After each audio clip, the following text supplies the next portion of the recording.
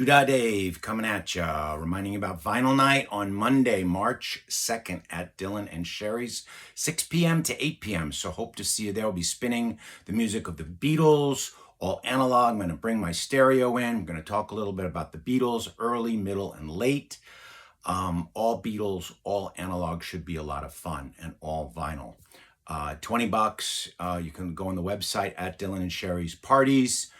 On Insta, on Facebook, DM us, come at the door, RSVP. It's all cool. Hope to see you there. And please like and subscribe and comment on the channel if you can, because I'd love to know what people are thinking about out there.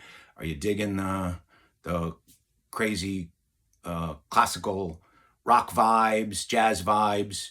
I got soundtracks, I got classical, I got classical rock, classical,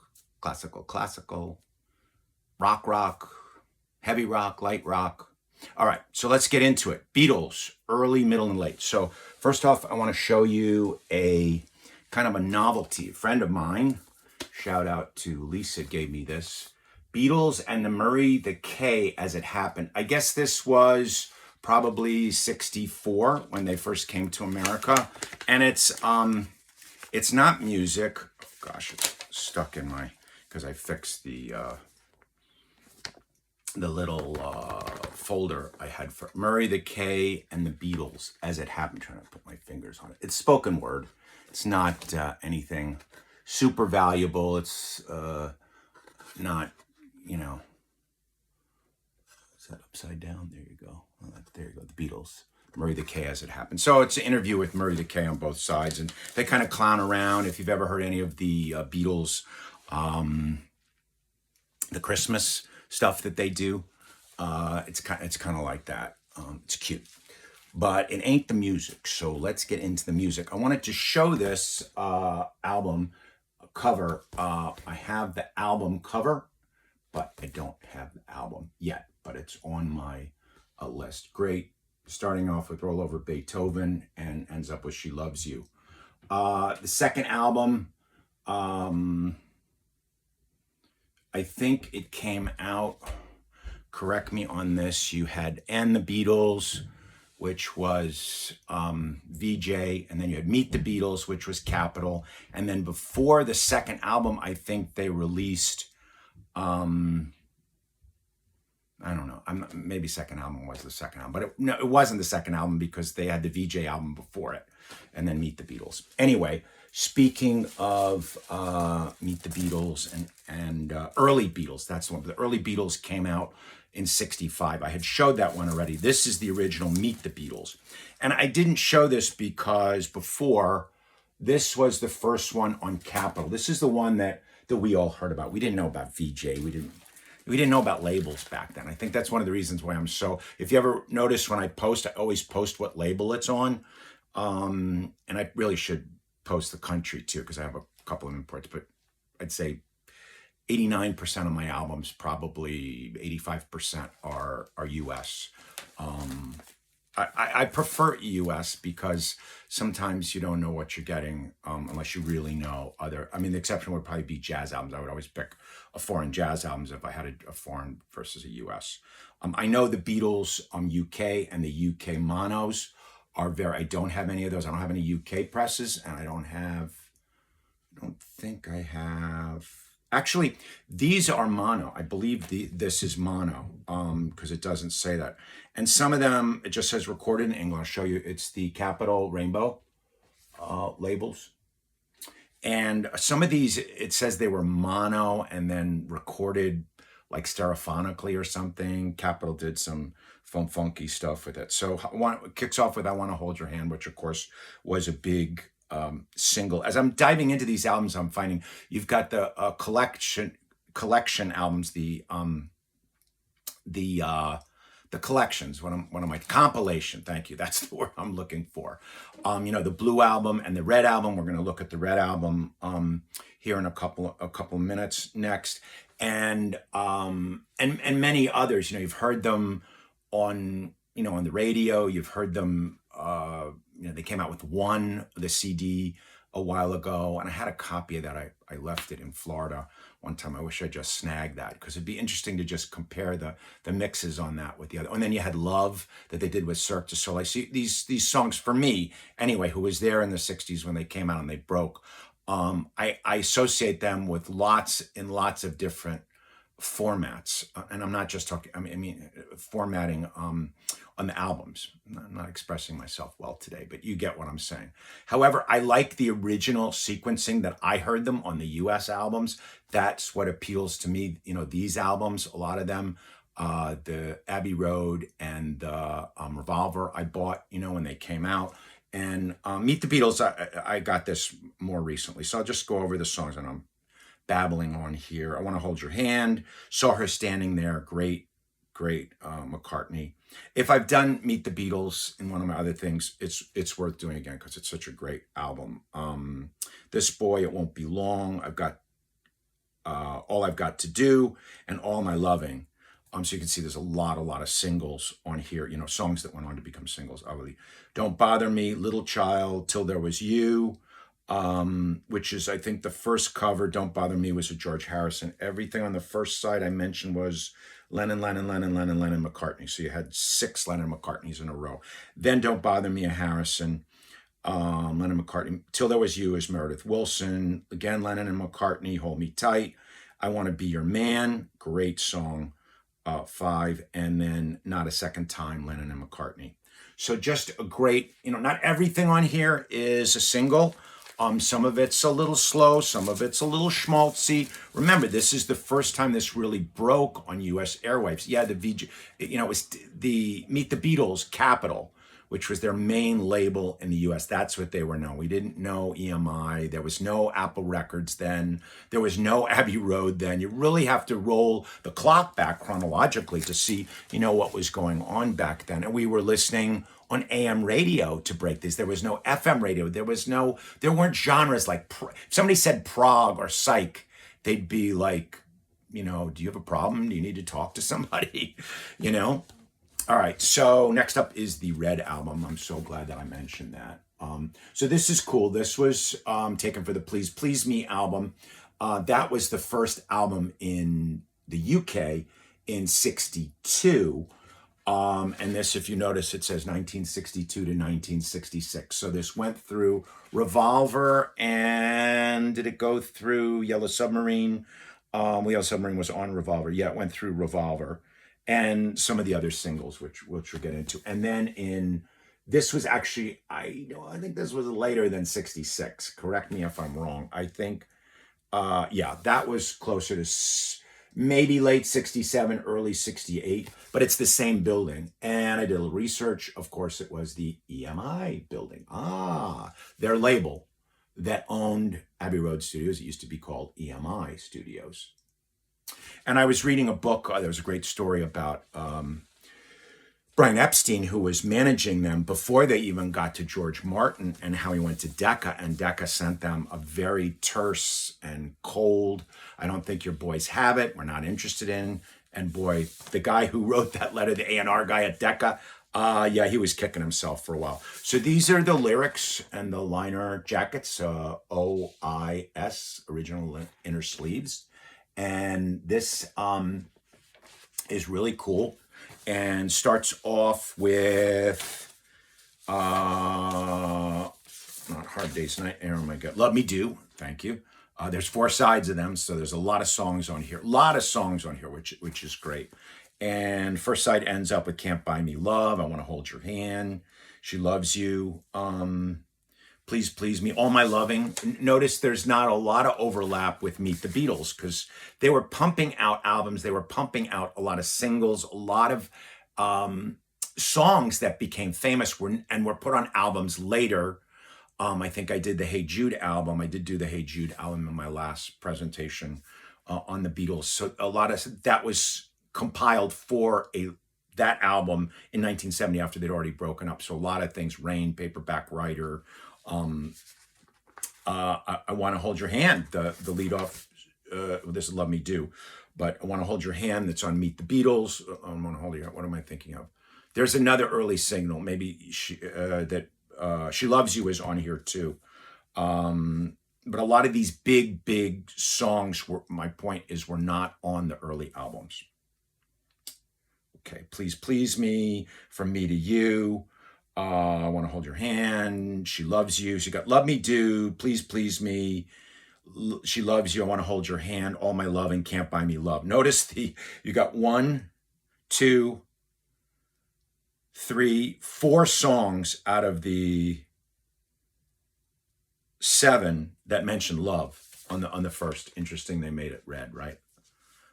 Good band to do for February, right? And then you go into the Hard Day's Night type of period, 8 days a week, I Feel Fine, Leading a Ticket to Ride, Hard Day's Night, and Help, and Yesterday. Which I also found out, and here I, like in the Beatles, all these many years, and I never knew that the Yesterday and Today album. Okay, I'm going to talk about 2 songs and covers of albums. So, have you ever thought about how certain albums have titles, but the song that the album is titled is not on that album? And I'll give you some examples. Waiting for the Sun by The Doors. Waiting for the Sun is not on Waiting for the Sun. Waiting for the Sun is on Morrison Hotel, my favorite Doors album. I do love LA Woman very, very, very much, but I have a little edge on Morrison Hotel because it has my favorite Doors song, which is Peace Frog. So same with the Beatles. Yesterday and Today, of course, had Yesterday on it, but it didn't come out on Yesterday and Today. It came out on, I think it came out on Help, I think. What have I got here? 65, right? Yeah. And then same with Yellow Submarine. There was a Yellow Submarine album in 68. Might have been late 67, and the movie came out in 68. I think they released the Yellow Submarine album even with the soundtrack in late 67, like December 67, probably for Christmas. And the Yellow Submarine album, Yellow Submarine had been on 66 Revolver. That's where I was going with that. Okay, so moving right along. Help, We Can Work It Out, Gotta Hide Your Love Away, We Can Work It Out, I mentioned that. Day Tripper, Drive My Car. So you got the Rubber Soul. When you start to get into the Rubber Soul and Revolver, that's, for me, in my time when the Beatles got really, really a big mainstream. There wasn't quite FM and progressive rock, but they foretold that. I mean, Rubber Soul is sort of a concept album. I mean, it wasn't a concept album along the lines of a theme that pulled it all together like a Sgt. Pepper's, but they were working on it. They were working towards that. Norwegian Wood, a brilliant Lennon song. Nowhere Man, Michelle, In My Life. I mean, the songwriting by the time they got to Rubber Soul and Revolver was just so In My Life, Girl. What another great John Lennon song. And then you got Paperback Writer. There was another one that didn't appear on an album, was a single, and then got put on the Hey Jude compilation. Eleanor Rigby. Another one was Lady Madonna. Eleanor Rigby was on, and I'm getting into the weeds a little bit here. Yellow Submarine that I mentioned, and then that's it for the Red album. But that's quite a selection of songs, right? And then you go to the Blue album, which I have on CD. I haven't done my CDs. I'm just doing vinyls because we got vinyl night on Monday. Don't forget, come on by for a vinyl night. All right. Let me try to whiz through these. Oh, these are the albums, the Red albums. And again, if I've done these, I think I did these before, but I love them, so it's worth doing again. They're on Red. And they came out, the Red albums came out, I think, 73, to check my Discogs. I don't do notes for these. I just go with my passion for the vinyl. All right, Magical Mystery Tour. So that was 62 to 66, came out 73. But I'm trying to do kind of chronological in how the music was created and came out and put on album at the first time. Trying my best. I have 2 copies of Magical Mystery Tour, and one was from '67. That was my original, the one that says Daily on it. See that? That's how you know it was mine. And that came out on the, yes, the Rainbow Capital. You had the Capital up at the top, and then I have another version, and I have it down as a 1973 Winchester. But I have to double check it because in Discogs, the picture. If anybody knows anything about this, my Beatle people, Mr. Mayo or Beatley or Parlophone, these are orange capitals, and I can't find the orange capital labels anywhere. I don't know if they're later or better. Have to say, I think this one has an edge. I was doing an A/B comparison with them. I really like this mix. Produced. I'm gonna look again. There's only like 678 versions of Magical Mystery Tour, and it has the open gatefold, and this one only has a couple of pages. It has the lyrics to great songs such as Hello Goodbye and Fool on the Hill and Magical Mystery Tour and Your Mother Should Know, Blue Jay Way, I Am the Walrus. Interesting, they only included the lyrics, I just realized that, to 5 songs on here. Words of all the show songs. But it doesn't have all the show songs here. It's kind of interesting. And this, people know the story. This was done for the BBC. They did a TV show. It was not well received. I've seen it. I mean, it's nothing. I mean, if you took help or you took, I'm sure my Beatles people are gonna maybe, really take me to the shed for this. But I mean, it's kind of a psychedelic next chapter to Hard Day's Night and Help, just done for a TV format. I mean, David Lynch did it with Twin Peaks, right? My sons watched the entire David Lynch canon, so I got to catch up on that. All right, so Magical Mystery Tour. What else I want to say? Strawberry Fields Forever, which was really from the Sgt. Pepper's. Okay, for years and years, I must have bought Magical Mystery Tour after I bought Sgt. Pepper's. So I always thought it came out before. To me, it came out before. And oddly enough, Strawberry Fields was recorded, and I think some other songs in there, I forgot which ones, where it was recorded, was left over from the Pepper session and used on Magical Mystery Tour. I mean, just a great, great cover, right? The 4 of them in the suits and all the animals and the stars, and we loved it. I mean, this kind of pop art, just, it pops. It's psychedelic, it pops, it was really, really cool. It was, I didn't realize also, I'm a big Grateful Dead fan. Magical Mystery Tour was taken, I want to mention the name Penny Lane, I always felt was based on Perry Lane, which is where the original acid tests were. The bus, did I show you a picture of the bus? Let me show you a picture of the bus. I know this is going to be a little long, this video. I think I have one more. The bus in the Magical Mystery Tour, I don't know if you can see it there. So they used kind of, a typical English touring bus that like tourists would take, or like the natives would take to the seaside, for holiday, as they called it. And here they all are in the bus. There's, Ringo in the front seat. You can see Paul in the back seat. See Ringo? There's Ringo. There he is. There's Ringo next to that nice lady. And so the bus from the Magical Mystery is based on the Further bus driven by Neil Cassidy. I did a video. Please see that video. Wow, I never get to say that, like refer to my other video. I'm doing that today.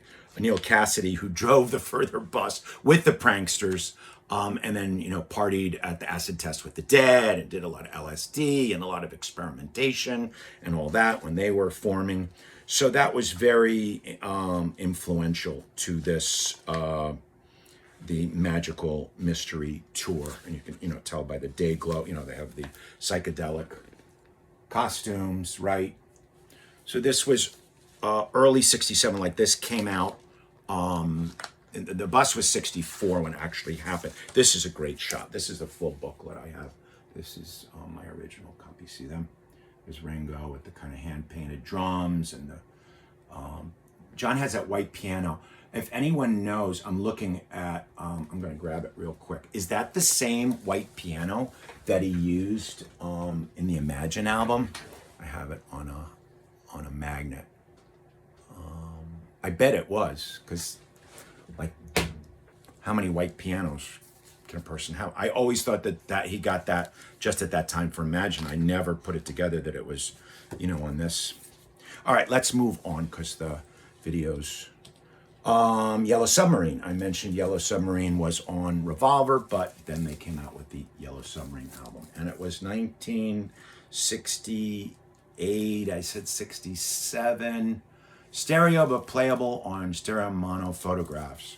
And I never realized it's probably the first time we ever saw anybody giving the horns, which I'm not a really big fan of.